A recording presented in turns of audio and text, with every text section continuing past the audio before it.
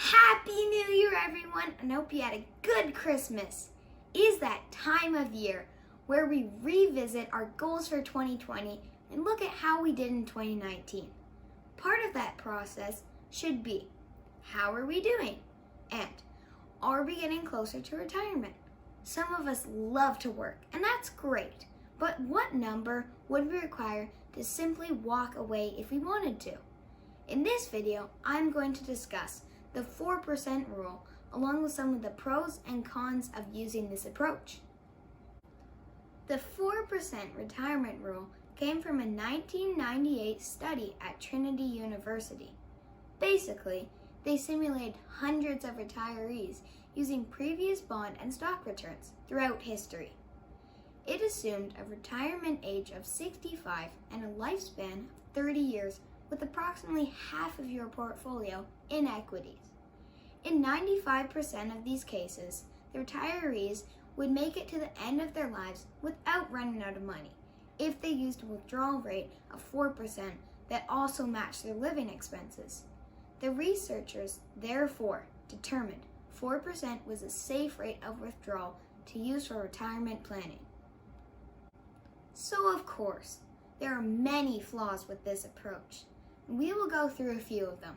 However, this is still a useful planning tool as you go through the process of establishing what your retirement expenses will be, and if you can meet them with your projected savings at age 65. One of the biggest flaws of the 4% rule is there are taxes on registered plans and potential higher mandatory withdrawal rates on these accounts.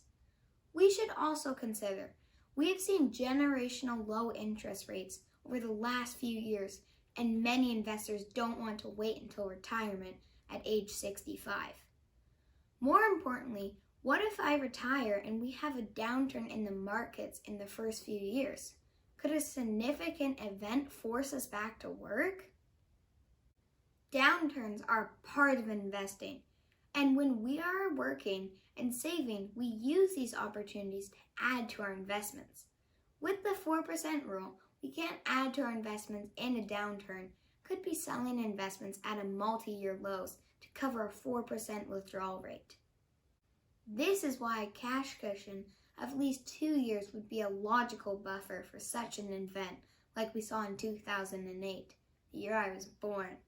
If your expenses are $50,000 per year and your dividend income is $30,000 per year, then I would recommend having $20,000 per year in a high interest account for at least 2 years of weak markets. This 2-year or $40,000 buffer could be used to feed into your monthly cash flow, on top of your dividends, to avoid selling into a market decline.